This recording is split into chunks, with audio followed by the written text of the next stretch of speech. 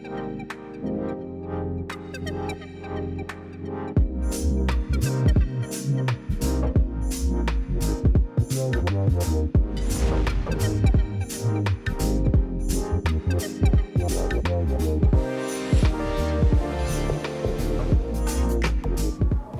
for joining us. I'm Nancy Furness, and this is We've Got Issues.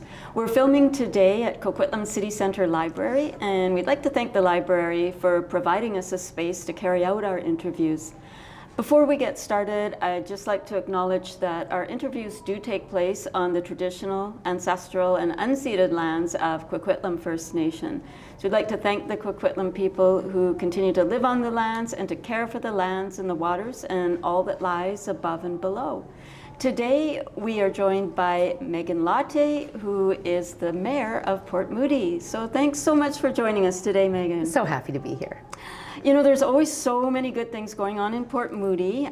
We could probably talk all day, but I just want to focus today on the Mayor's Youth Summit. Yeah. It's coming up soon.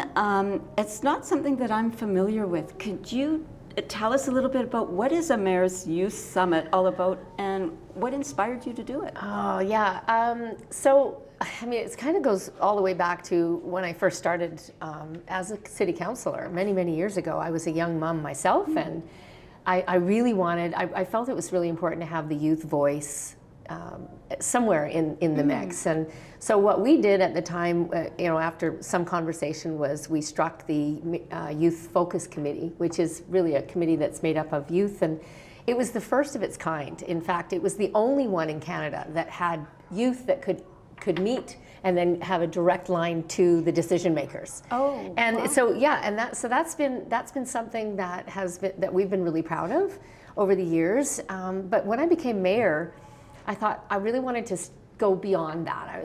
How else are we going to get the youth voice to the table?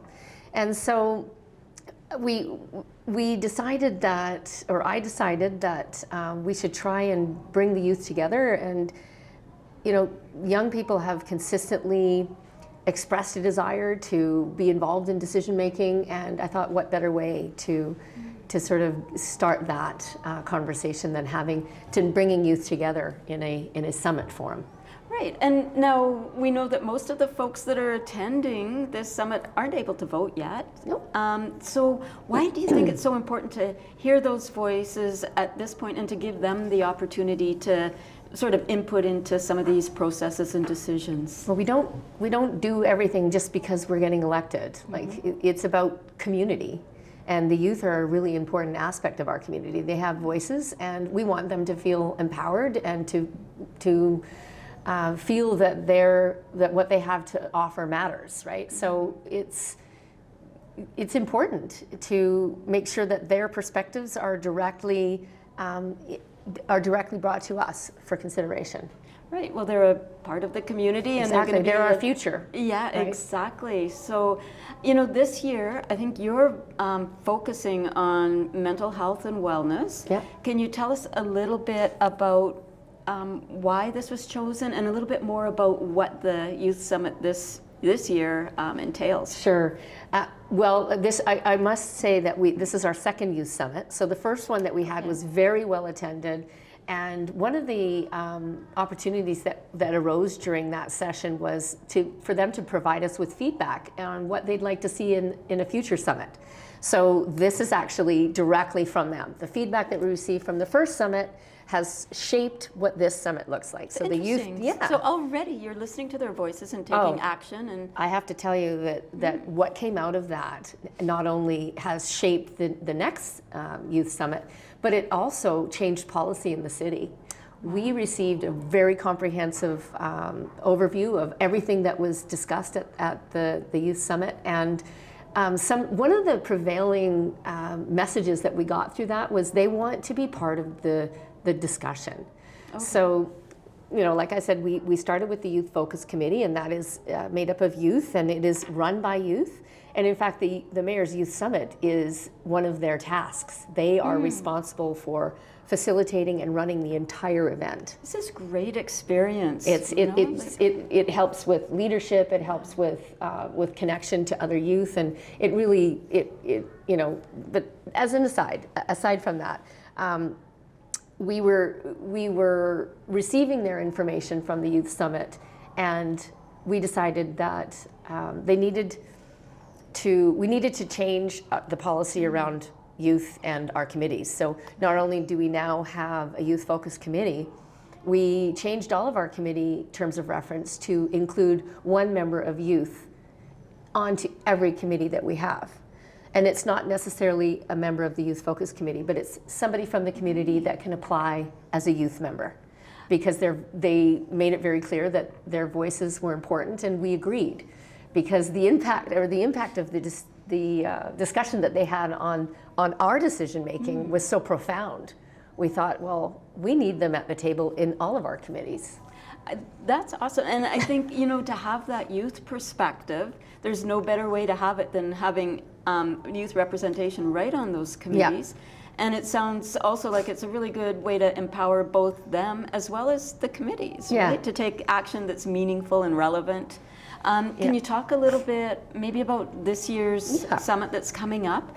What are some of the elements that are you going to be looking at there? So they really made it clear to us that they wanted to talk about mental health. Mm-hmm. They wanted to, and different aspects of well-being. So this year the youth have shaped a summit that deals with nutrition, physical wellness, stress, how to deal with stressful situations. So, and any challenges that they might be having in school and things like that. So what the youth have done is they've designed the breakout sessions. So it's a typical summit where you would have they would gather, and then they'll break into plenary groups, and the breakout sessions will support different sides, different aspects of mental health and wellness. And so we're offering sessions on nutrition, sessions on physical wellness, self-esteem, how to deal with anxiety.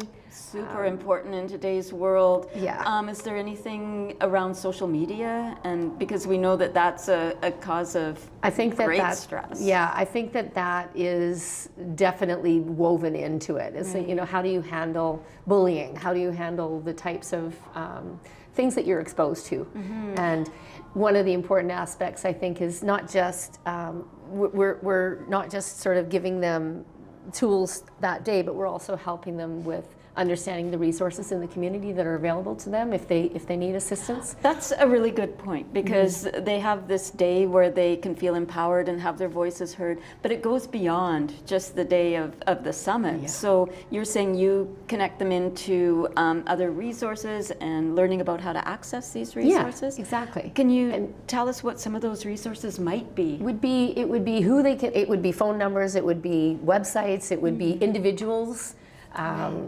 Sort of just connecting them with the resources in the community. Mm-hmm. Share, for instance. So if they're feeling anxious or not sure where to go or what to do, they have places and resources that they can access. Yep. That's great. It's it's such an important aspect, and I think in light of recent current events, that we know that we're in the midst of a mental health crisis. When these young folks walk into the room, they're grade 8 to 12, I believe? Yeah. So when they walk in, how do you want them to feel walking in, and how do you want them to feel walking out? Well, when they come in, I want them to feel curious. Mm-hmm. I hope they're open-minded, but I want them to feel welcomed and emotionally and physically safe. Right. That they're in a safe space. So very important to feel that they're within that safe space. And they're with their peers, and they're not feeling anxious about that. Walking out, I'd like them to feel that they were listened to, that they were heard, they were respected, and I'm hoping that they'll come out more confident and able to sort of handle some of the issues that they came in concerned about. Right. right? So with some tools and ideas.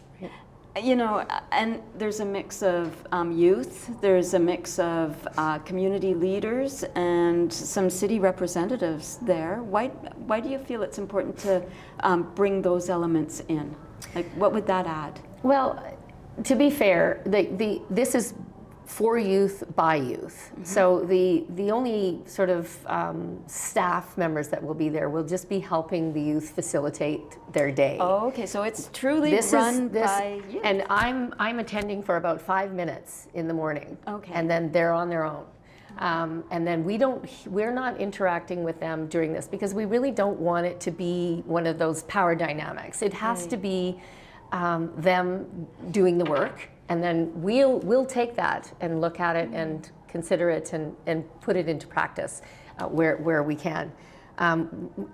You know, ultimately the leaders, the decision makers will be hearing it, and they'll be getting these authentic perspectives. But I really wanted this to be about the youth, for the youth, and really have nothing to do with the adults. Well, when we set up this interview, I was in the back of my mind, this is a great way to help get word out. But from what I understand, it's going to be a full house. Oh, yes. So you had fully subscribed. Yeah. Yeah. How did they find out about it? Is it through the schools, or it's through all of School District 43? Yes. It's open to? Yep. All of School District 43. We've advertised it throughout the schools, and also word of mouth. I mean, the kids that attended the first session, many of them are returning. Many of them have actually sort of become volunteers in the community because of that.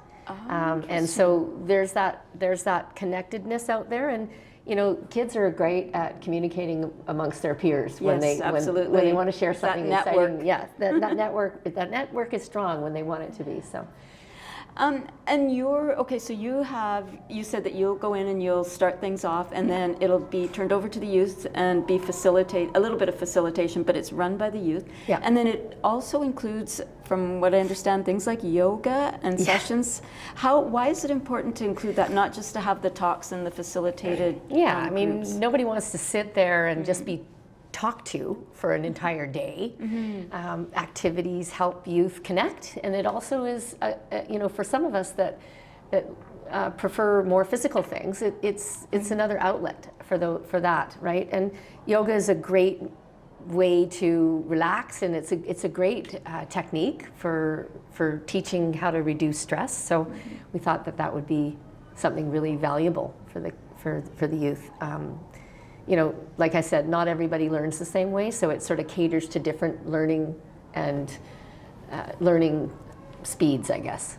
Yeah, and I think when you talk about yoga and bring in elements of mindfulness and things like that, that's a really powerful tool that they can take away and use beyond the day of the summit, and perhaps something that they haven't been exposed to before. Yeah, for sure. So reflection on how after a mindfulness session you might notice how you change your whole mood is something that is important to take away, right? And I think the ability to sort of step back from a situation and look at it and just observe yourself and what's happening, it's something that is much needed, and you know, sometimes that doesn't get covered in regular school hours, and unfortunately. Yeah, so this is an opportunity to bring that in.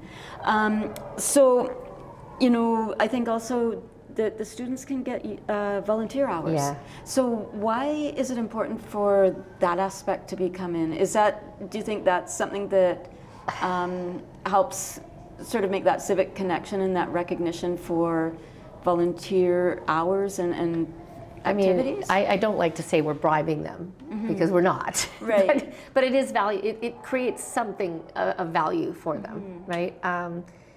But you're right, it does encourage civic involvement, and it connects volunteerism to learning, right? So it's an opportunity for them to gain something, not only from what they're experiencing at the actual event, but also taking away so that they can apply that to their school as well. Okay, no, I mean, it makes sense. It's just one more element that makes it such a wonderful, package altogether. Yeah. So, you had mentioned earlier about how some of these youth some of the youth engagement has influenced policy at the city. Can you give us a few examples of the type of policy and how it's influenced, maybe some changes that have been made as a result of the youth engagement and input? Well, as I mentioned, our whole committee structure was refocused around youth input. We've also included youth input as a priority for when we're considering policy.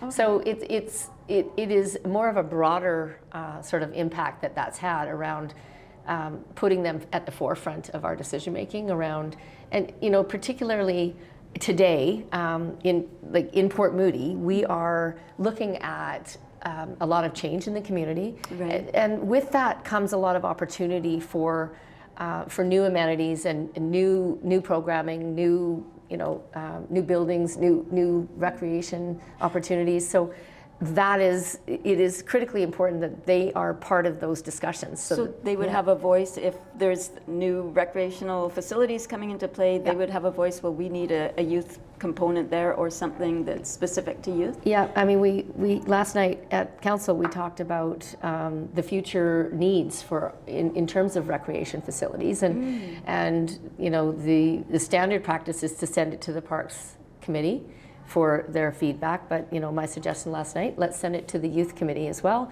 Let's send it to all the committees, because there's youth sitting on all of those committees. Right. So it's a real broad application for how we are integrating the youth voice into our decision making. It's interesting, and some of those youth that are involved now may end up being our leaders tomorrow, right? They're getting lots of good experience and opportunities here, so something that's not necessarily available in other municipalities yet, but hopefully they'll follow the lead here. They already are. I mean, some of the youth from, like I said, it's been 30 years since we've had the Youth Focus Committee. We've had members of that committee go on to become really leaders in their communities, and today, I look at some of them are police officers, some of them are just graduating from, medical school. Like, these are people that are leaders of today who were part of our already seeing the youth benefits contingent of yesterday. Absolutely. Interesting. Yeah. So, do you have a message that you'd like to share with youth, just encouraging them to become involved, in the civic arena, as well as, I know the Youth Summit is now full, but there will be other opportunities. Is there anything you'd like to say to youth as to why they should be involved and why it's important to hear their voice? There's always an opportunity to get involved in Port Moody if you're a youth. And there's always, and I would encourage anybody who wants to be involved to go online and to check out the Youth Focus Committee.